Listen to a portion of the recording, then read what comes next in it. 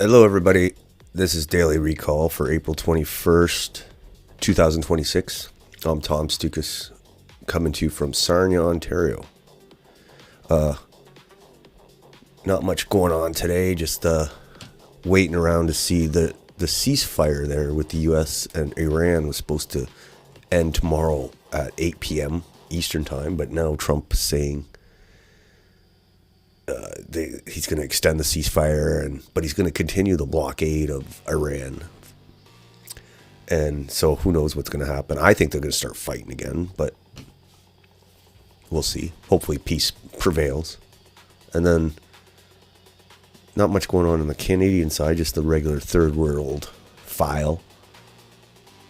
But some interesting appointment.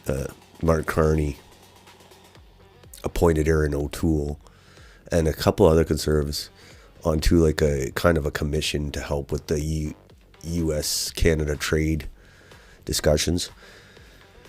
So that was kind of the big highlight today of Erin O'Toole. And it's kind of significant because it just shows, like, you know, the conservatives and the liberals, they're a uniparty and they work together. All the opposition's just a big show, just to give people a show. It's not really opposition. They're not really opposing each other. And that's kind of what that's showing now. O'Toole, the way he's talking about Carney, like he could literally fit in as a cabinet minister in the Carney's government. Like, that's how close they are ideologically, I think. Uniparty.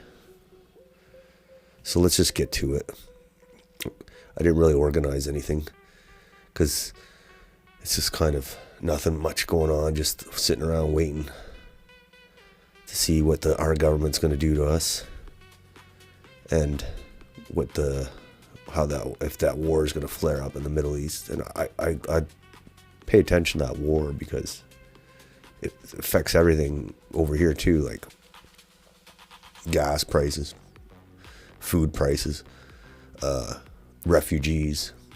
So we have definitely interest in what's going on in Iran, in the Middle East. Okay, so let's go to the first one here.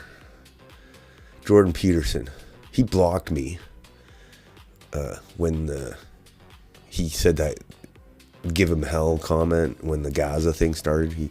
He blocked a bunch of people, and he blocked me because I was like, you're supporting a war criminal, Netanyahu. But like, now I guess he's like on death's door. He's like dying. Like, they got the death watch on him. And he got jabbed, I remember too, yeah. So yeah, that's interesting. That's what happens when you shake hands with devils. He was all buddy-buddy with Netanyahu. Now he's ready to pass away, I think, from what I'm hearing. But this is what he said about, I'll have to be vaccinated today. Despite having COVID last May, my antibody levels appeared insufficient to prevent reinfection. Hope Ontario opens up soon. Yeah, he's kind of a disappointment, Joe. I liked him at the start, but then he went with Daily Wire and started slopping for Netanyahu, and then plus the COVID stuff, he failed that test, so oh well. Here's another Patrick Brown. Oh my God. Mayor of Brampton, happy to speak at the World Sikh Organization of Canada's panel discussion on the anti-Sikh hate report. We must do better on Canada. I don't even know who's writing his post. We must do better on Canada to combat xenophobia and bigotry. I can't stand Patrick Brown. Like, the guy's Mayor of Brampton. He just sits there and smiles. He's always surrounded by Indians. And it's like, he's literally going to be the last white mayor of Brampton. And they're going to throw him out so quick, the Indians that he's all smiling with. Once they take over Brampton fully, they're going to have no use for... They have use for him now because he sucks up to him. I wonder if the municipal election, if he's going to run, is Patrick Brown. He's literally going to be the last white mayor of Brampton. To be honest, like the only way he's the only reason he won too is because he sucks up to him all the time. He's always doing something, some photo event with them. Is Patrick Brown running for re-election? Re-election. Come on, this spell.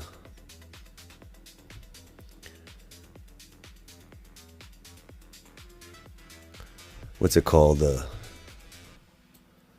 When it fills up the auto spell? Yeah, this sucks.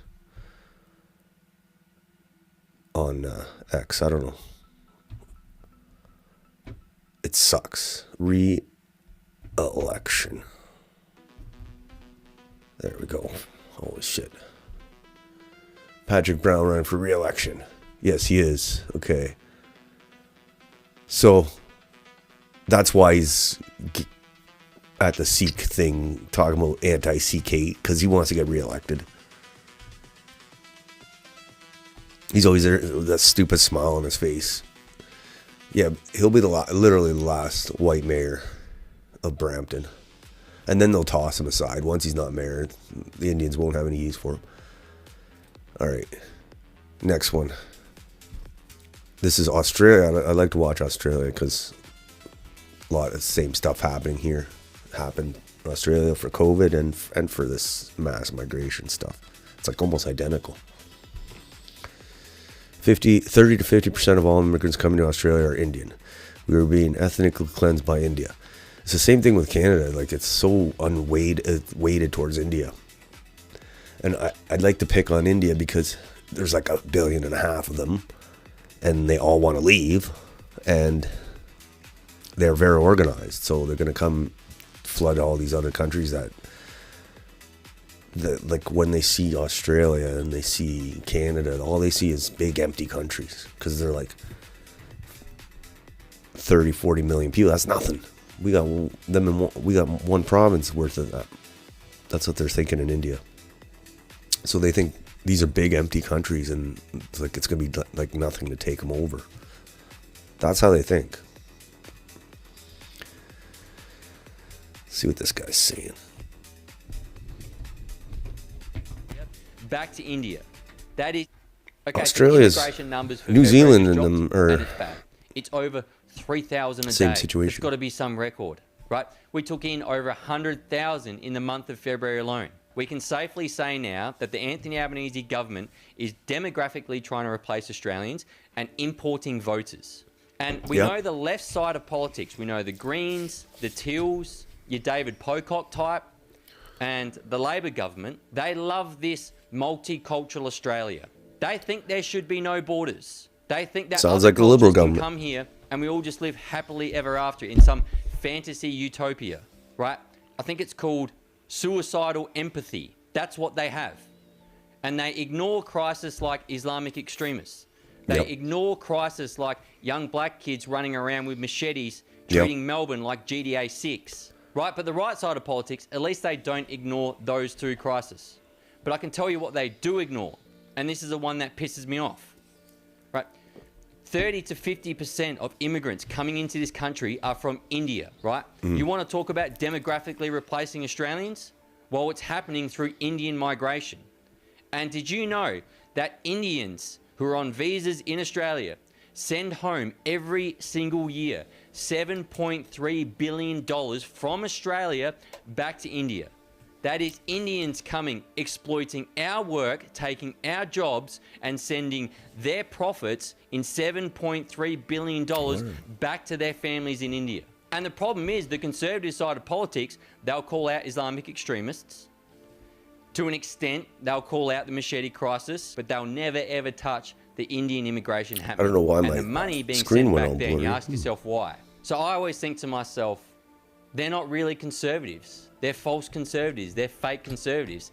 And these conservatives, they won't even speak up against Australia being demographically replaced in their own country. They won't speak about the current birth rate in this country, which is 1.42. They won't speak that we're importing 2.5 immigrants to every birth in Australia. So I'm sorry, we're being demographically replaced. And these conservative movements this like aren't here. saying jack shit about it, right? And the millions It's exact of same people thing that as going on in Nancy Canada. has brought into this country since COVID, why isn't there a right side of politics coming out and saying millions need to go? There's 2.9 million visa holders in Australia, and majority of these people have to go. Why hasn't there been a Rupert Lowe type figure in Australian politics? These so-called conservative movements, Advance, CPAC Australia, the Liberal Party, One Nation. What are you guys conserving if you're not speaking up against this? What part of Australia are you conserving? Are you happy for Australia just to be demographically replaced? Why aren't you speaking like millions must go? What's your thoughts? All right, so I thought that was interesting because he could be describing Canada, like right down to the Conservative Party, the conservatives who don't do anything because they're for the immigration policy.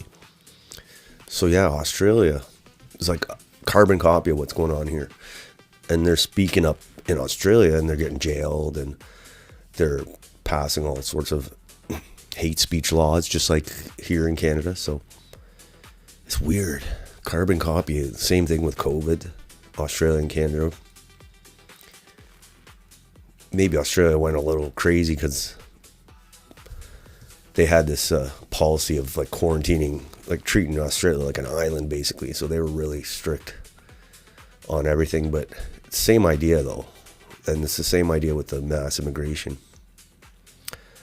Crazy. So yeah, could all apply to Canada. What's the next one here? Israel. So Israel doing still doing lots of war crimes, even though there's technically a ceasefire.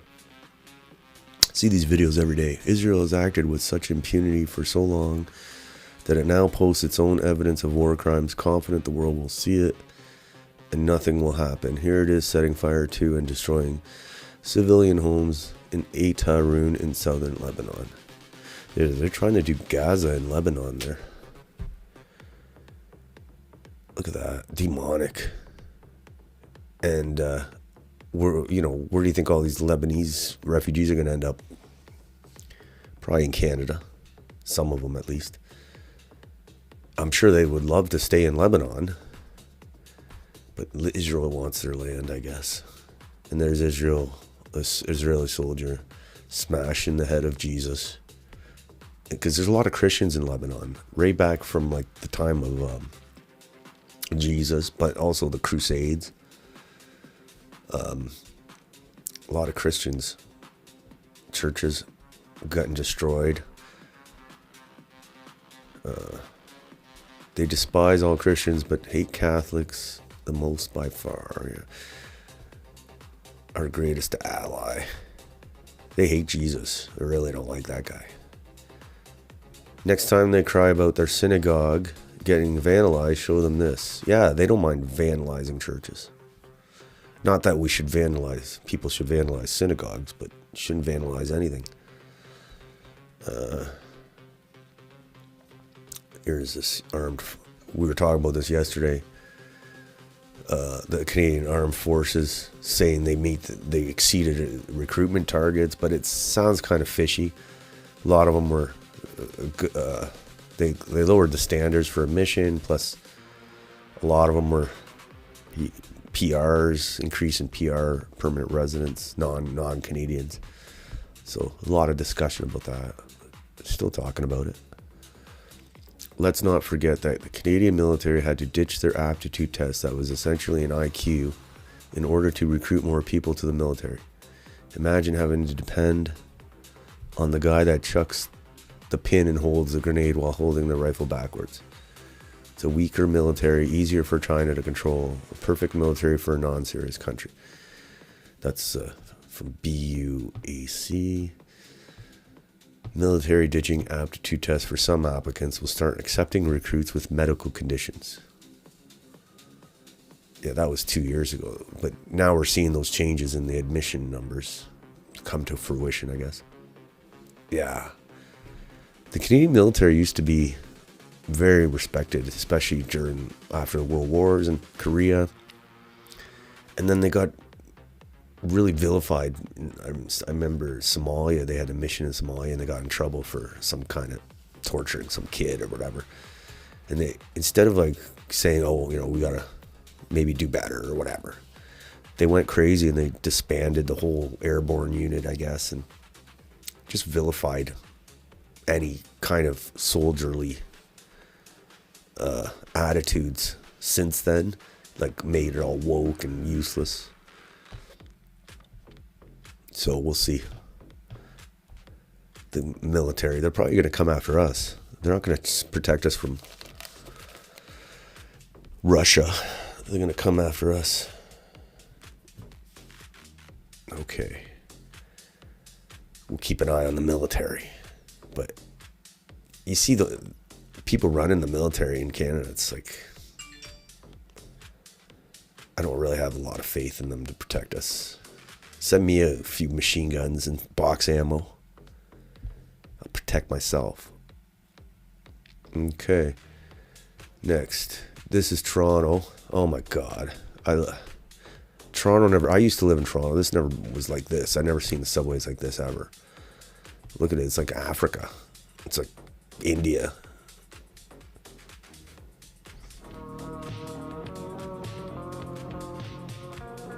Now, this might not be, I don't know how recent this is, but it's pretty recent. I remember when I was on the subway, it was like I said, I felt like I was in India or something. Look at that. Good luck. And then Toronto looking more like Mumbai every day. Yes. Next, they'll be riding on top of the carts soon. It's horrible.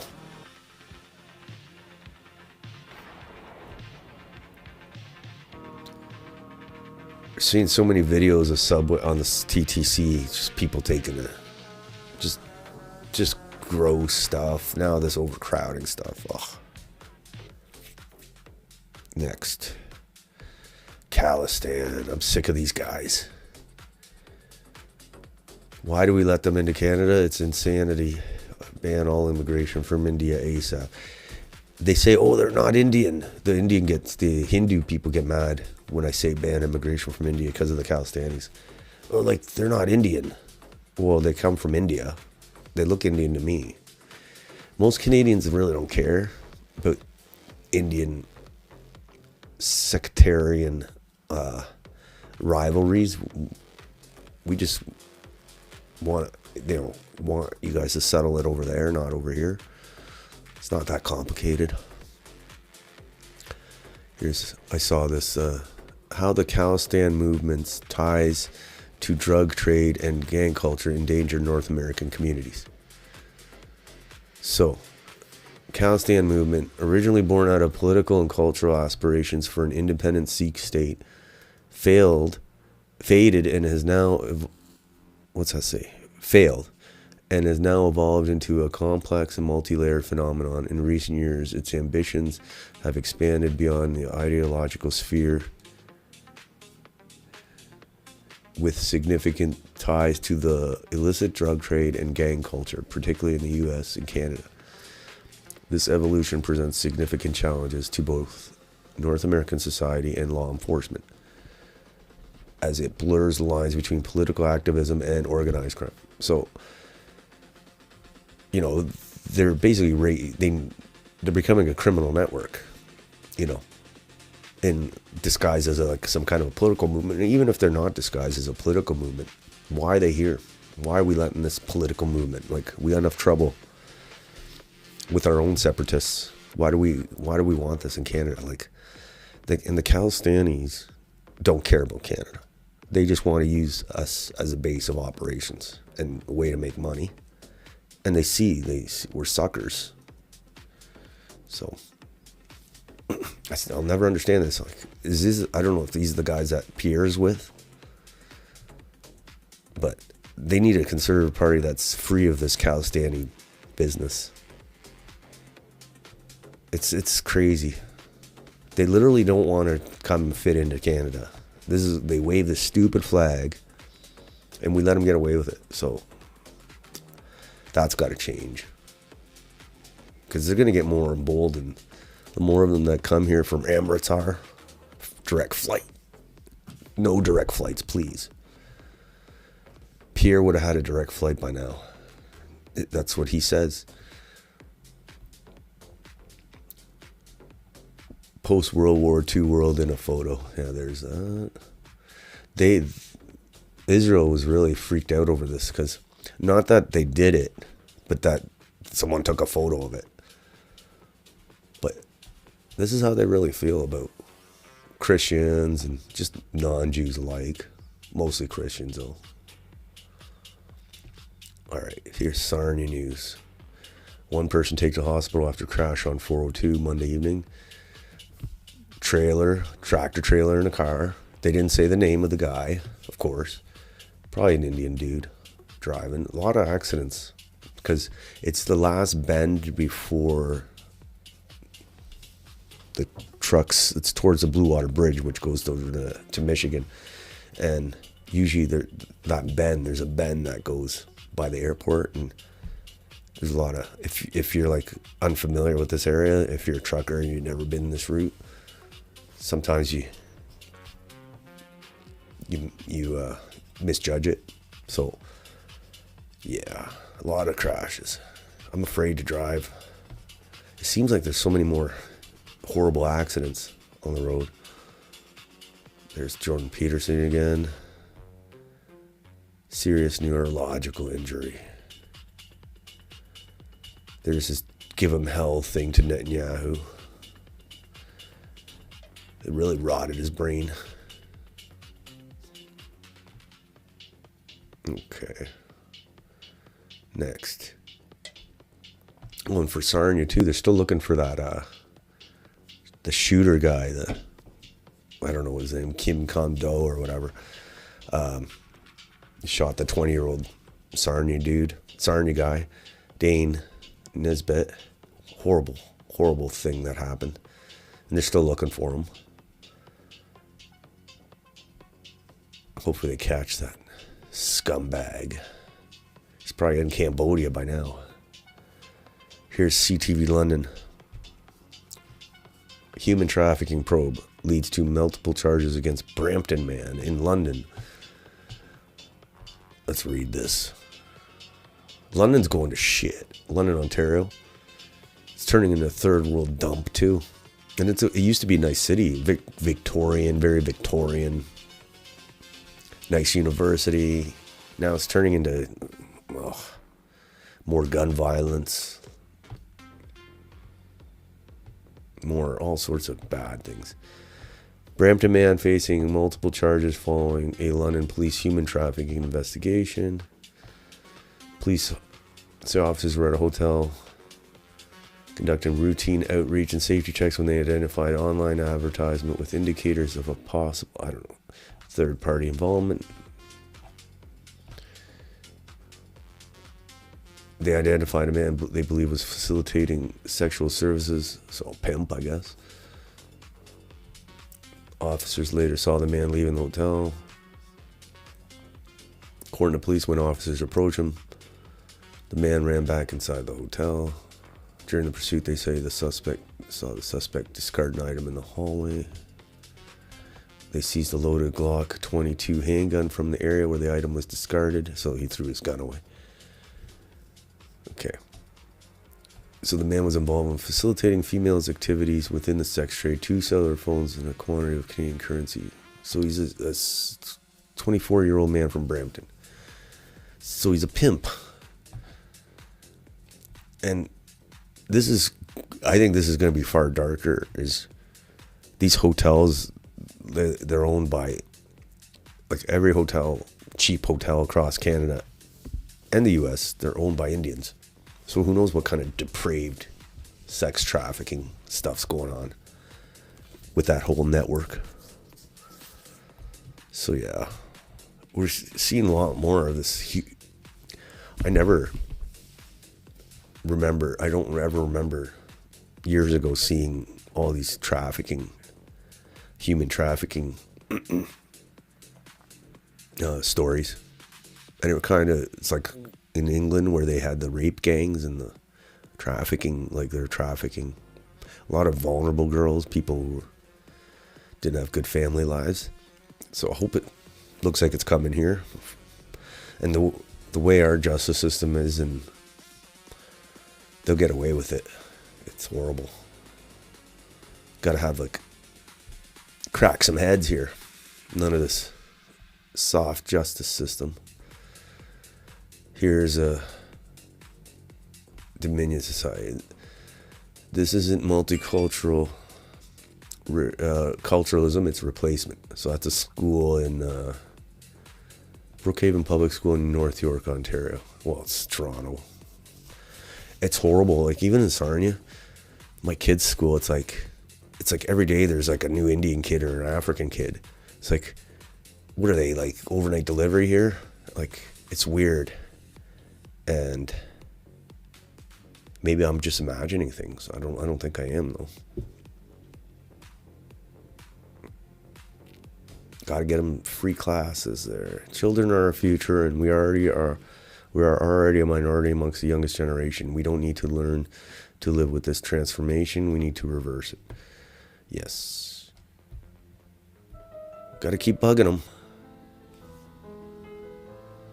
This is gross. Where is this? I don't even know where this is. But, so, look at this. This is some dude in, I think it's London, England. So he's begging for money. And then,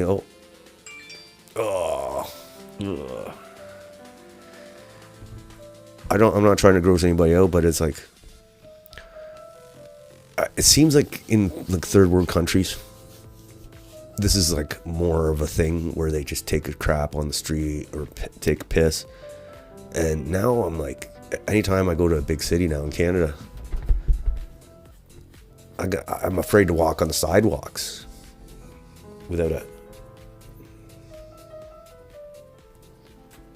What the hell is that piano? Is it this guy? Oh, yeah, it is.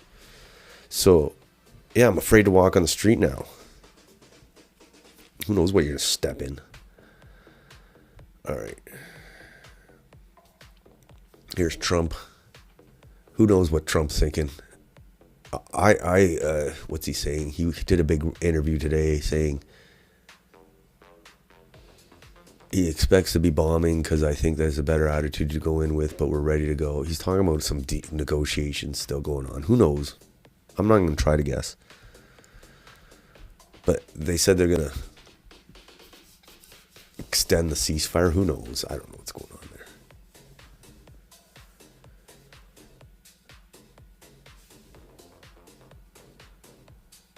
I still think the war is going to keep going because Israel's in charge and they want that war. So we'll see. So far, it's been pretty quiet the last couple weeks with this ceasefire. Next. This is funny. They're doing a large, right in the middle of a war too, largest pride festival in the Middle East being held in June in Israel, but right by the Dead Sea, which just happens to be near Sodom and Gomorrah, which is, we all know how that turned out, so that's hilarious. Okay, they say it's like the gayest country, Israel. They're really into that stuff, I guess. I don't know. Especially Tel Aviv. This is Edmonton. I got a lot of comments on this. Edmonton. Scene of a fight near the Oilers watch party just recently that involved around 6 to 7 people jumping on one person. Look at Edmonton. Oh.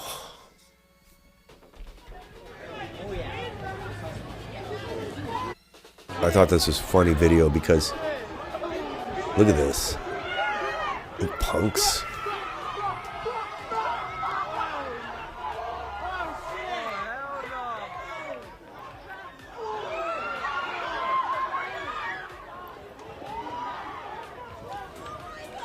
Looks like a zoo.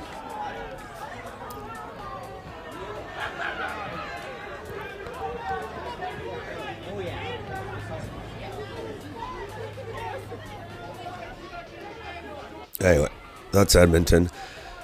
And I remember when the Oilers were winning Stanley Cups in the 80s with Mark Messier and Gretzky, and it was all like families and going to the Stanley Cup parades, and basically all white people. And now look at Edmonton. And I've seen so many stories on Edmonton, but it's really turning into a third world shithole. Didn't used to be like that, but I see some of the comments. Most people agreed. Nothing shows team spirit like acting like animals. You know it's getting bad when someone from Ontario says Edmonton looks like a shithole. Thanks for putting it in perspective for everyone. It was a shithole before the invasion. Now it's a shithole with immigrants. Sad thing is no one stepped in, not even his buddies. Okay. This is the new Canada. It's a third world shithole, socialist NDP hub of Alberta. No different than any major city in Canada. Yes, right about that.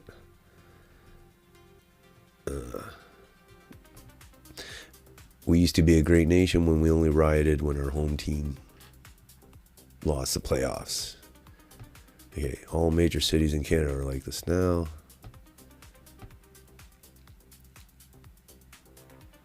I don't like going out anymore. I live way in south East Edmonton. Too many bad encounters, are annoyed by lack of manners and assimilation. I lived downtown 20 years ago and it was great.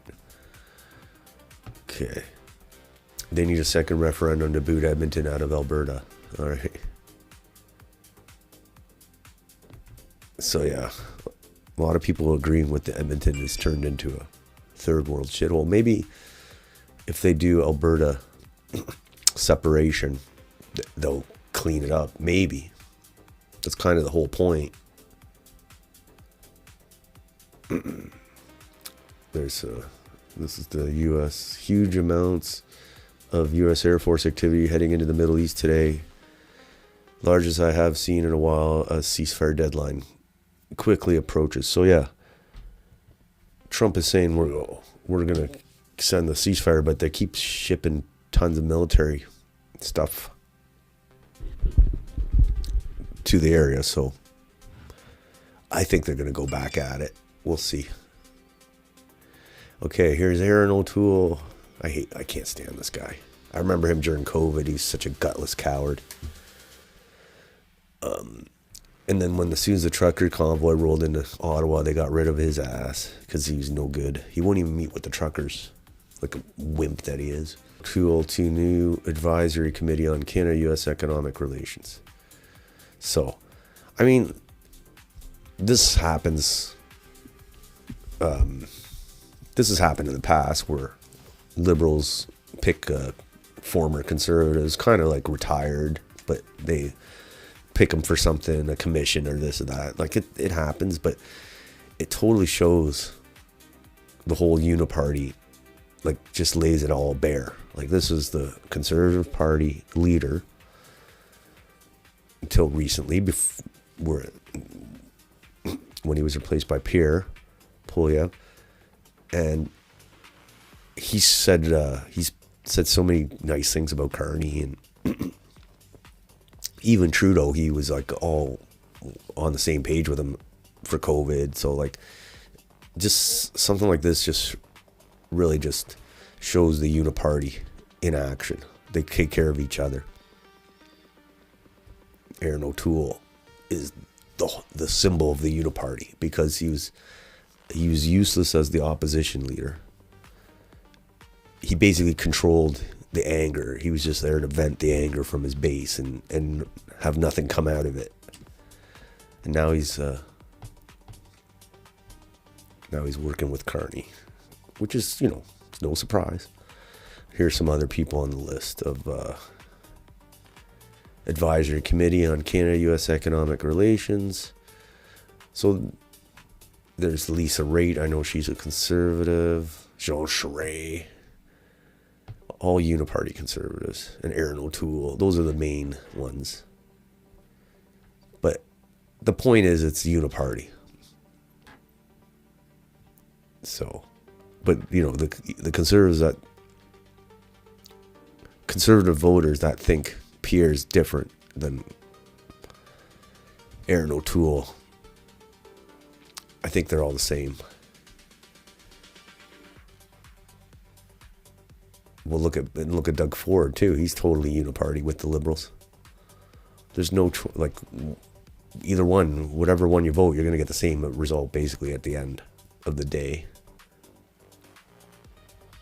Okay, here's more from Trump. Told CNBC the U.S. done some restocking and they are completely ready to take military action against Iran once again. So he's making all these threats, but then just now, a few hours ago, he's saying we're going to extend the ceasefire indefinitely, but keep the blockade. So I don't know how that's going to work. All right. Next. Peel Regional Police asking for the public's help as investigators work to identify a South Asian suspect in a reported sexual assault in Brampton earlier this month. And I just they just described every guy in Brampton basically. That's Brampton for you. I'm not going to read this because I don't have Juno.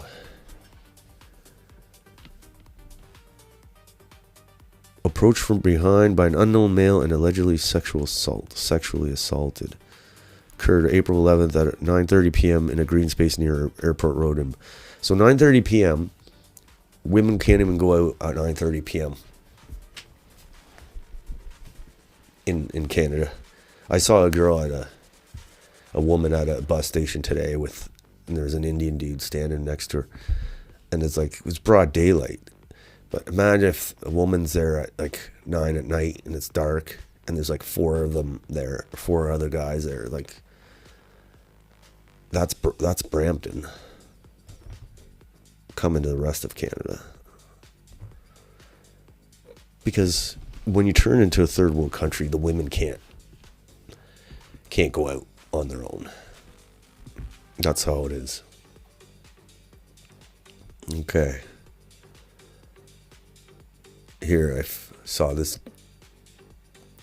This is a kind of a joke. I said Canadian Army recruits reporting for inspection, because the joke is it's all Indians.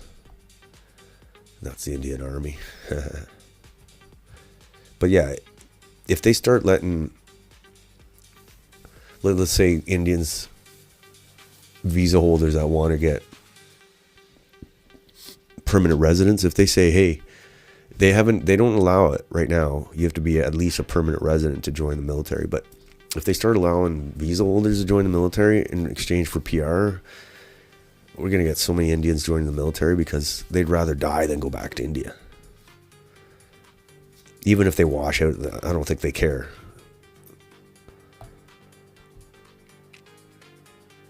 Okay. Next. Wiretap Media. After studying the rise of anti-Semitism in Canada from unvetted mass immigration, the Senate has issued a specialized report recommending internet censorship and the creation of a hate police task force similar to Australia's hate disruptors. None of this is a coincidence. So here we are again with Australia. All the same stuff going on in Canada and Australia's. So basically, there's this anti-Semitism because, Israel's behavior, but also because, a lot of these third world imports don't like Israel. So instead of mass deporting them, they make these hate speech laws, which usually go after people that are against the mass immigration instead of the people that are, doing the anti-Semitic attacks. It's crazy. So instead of deporting the people committing the anti-Semitism or not letting them come into the country, they're going after the people who are fighting the mass immigration with the hate speech laws. So, what's this say here? across 4 operations. Essentially, the National Security Investigations teams are a flying squad of hate disruptors. Hate disruptors. Who focus on high harm, high impact, politically motivated violence, communal violence, and hate crimes that don't meet the threshold for terrorism investigations, but that we know drive fear and division. White people. They're going after white This people. is all about stopping hate and division earlier and well before it leads to violence. So far, this crack squad has charged 14 individuals across 13 investigations, and of those, 4 individuals across 4 operations were charged for offences relating to anti-Semitism. The teams were Yeah, I don't want to listen to the whole thing, but the point is... Research and Advocacy Director Richard Robinson told us plainly that we are losing the battle against Holocaust denial. What was once a matter of settled, historic, and profoundly tragic fact now appears to be up for debate. That's why our committee believes that education must play a leading role in turning back anti-Semitism in Canada. We are urging the federal government to develop and support digital literacy and social media initiatives to help young Canadians recognize misinformation, extremist content, and online hate. We also urge government to establish a digital safety commission with a mandate to address This is what's coming to Canada. Online harms and regulatory mechanisms to improve the transparency and accountability of digital platforms. Okay. So yeah, basically the point is instead of going after, like, not letting in millions of people from third world countries and like a lot of Muslim refugees, okay, instead of like stopping that and deporting people, they're going to go after usually the white people criticizing the immigration policy. That's their idea, to stop the anti-Semitism. Whatever. They're going to do it. They're coming after us. Okay. So here's a lot of news in the U.S. They were supposed to go to Pakistan for peace negotiations, but they didn't bother going. So we'll keep an eye on that. See if they start fighting again. All right. Here's another story that's guaranteed it's more widespread than just this one case. So, for at least 13 years, an employee of the Federal Border Services Agency improperly accessed government databases and passed on confidential information to immigration applicants. What kind of confidential information? I don't know, but... Okay. For at least 13 years, an employee of the federal... Okay.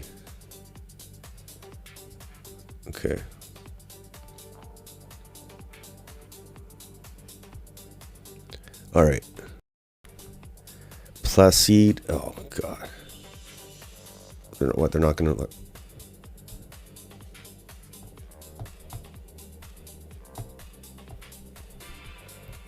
Anyway, it's a guy... What's he from? Sorry. They don't let me read the articles anymore. I don't know. Placide Kalisa, which sounds Congolese. Okay. Kalisa, who immigrated from Rwanda decades ago and is deeply connected to the Rwandan community, was also a part-time real estate agent and manager. So in other words, this immigrant, despite being here for decades, failed to integrate.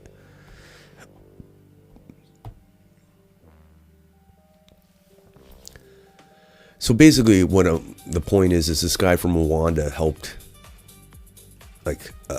was corrupt, and he works for the federal government in Canada. And there's a very corrupt mindset in these countries. So let's hire them to work in our bureaucracy. So I guarantee there's tons of Indian dudes working in the federal government of Canada, in the border, dealing with border and immigrants that are totally corrupt and doing stuff like this. So yeah, they caught this Rwandan guy doing it, but I'm sure there's tons of others. That's a big problem. Big problem.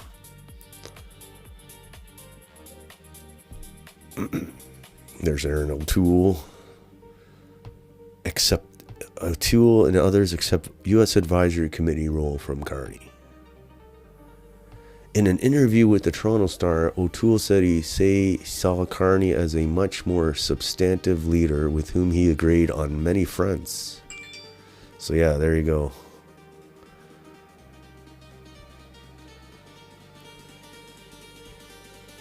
Aaron O'Toole is edging right up to the line of saying he'd have crossed the floor to the Liberals if he were still an MP. Yeah, totally. He could be a total cabinet minister for Carney. We would fit right in. Look at this guy. I hate this guy. Well, I don't hate him, but I don't like him. I don't hate anybody. Look at that smile on Doughboy's face. Okay, next. Look at even Cyprus. Poor Cyprus. He's getting Indians. They've been invaded so many times in their history. This is going to be the worst invasion. The poor beaches. What are they going to do to the Cyprus beaches, these guys? Look at them. It's like, I'm going to shit on that beach. Beautiful beaches. Cyprus.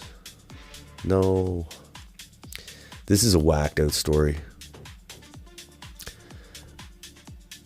Ayanle Hassan Ali, who tried to kill Canadian soldiers in 2016 because Allah told me to and was listening to Quranic verses on his iPad, has been allowed a 3-week travel pass to do a pilgrimage to Mecca and to meet a wife.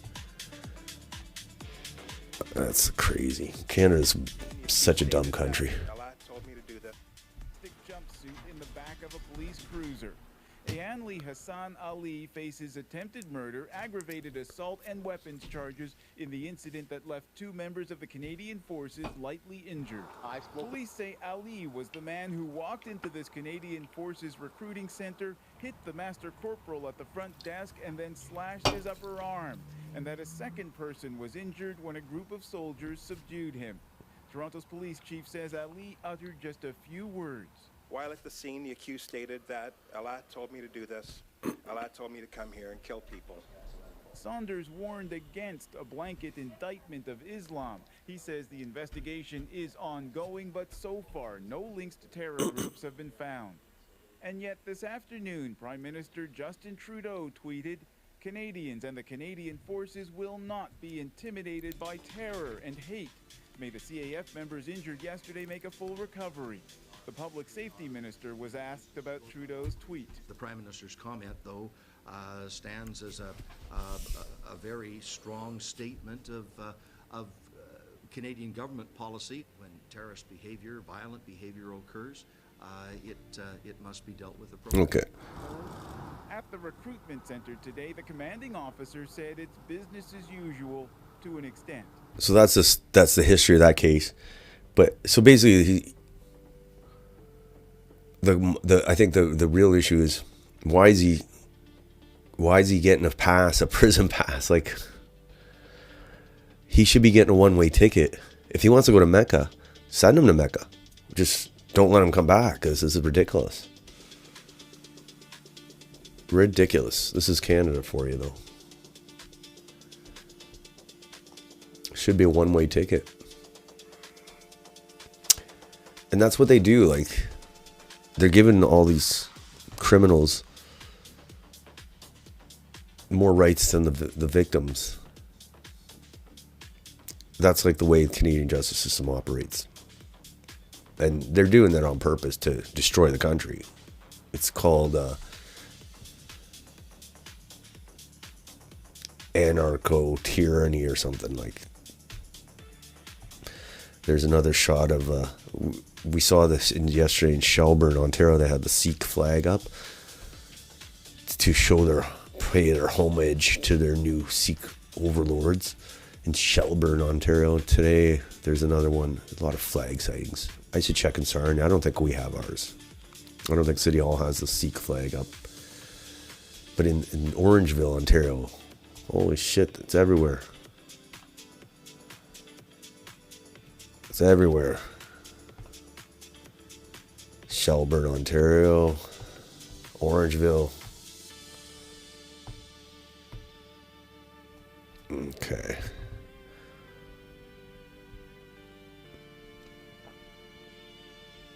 Okay. Here's Donald Trump. This is the tweet he did just as the markets were closing. He's been asked, Pakistan asked us to hold our attack on the country of Iran until such a time as their leaders and representatives can come up with a unified proposal. I've therefore directed our military to continue the blockade and in all other respects remain ready and able, and will therefore extend the ceasefire until such time as the proposal is submitted and their discussions are concluded one way or the other out. So, the ceasefire is supposed to end tomorrow. He extends Iran ceasefire upon request of Pakistan. So, we'll see. We'll see what happens. Here's the last thing we'll do. 16-year-old boy charged in machete incident at Georgian Mall. Let's see what this. Look at this machete. 16-year-old with a machete.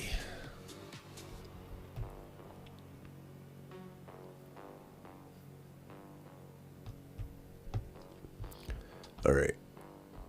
After 16-year-old boy has been charged after allegedly chasing people while armed with a machete during an altercation at Georgian Mall last month. So I'm assuming this is in Barrie. You can't even go to the mall now without some kid running. Oh God.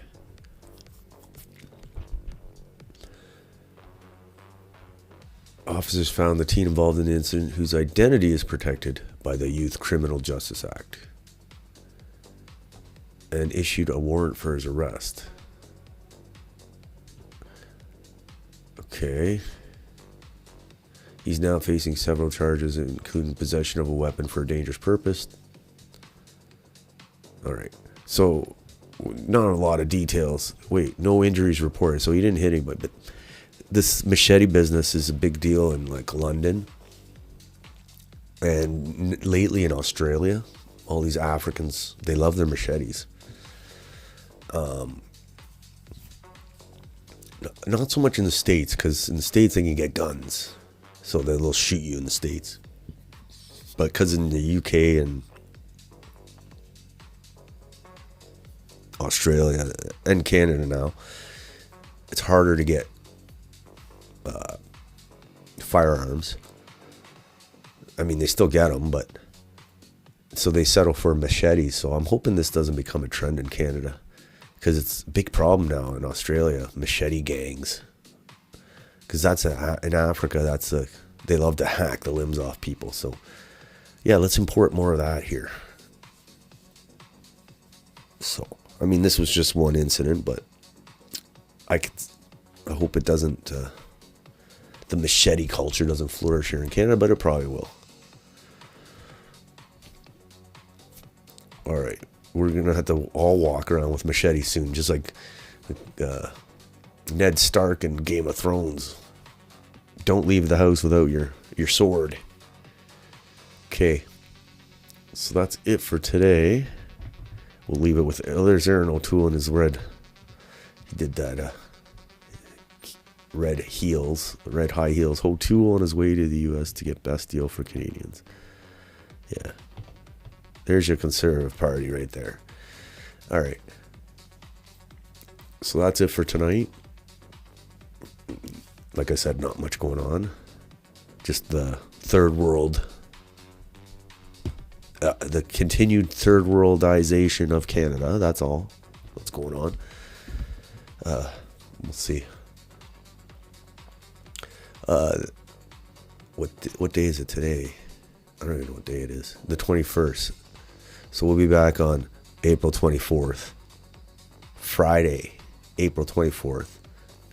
We'll see if this war gets started. And what else goes on in Canada. I know we're gearing up to discuss any free trade deal with the States, so we'll just keep an eye on that now that they got Aaron O'Toole on the case.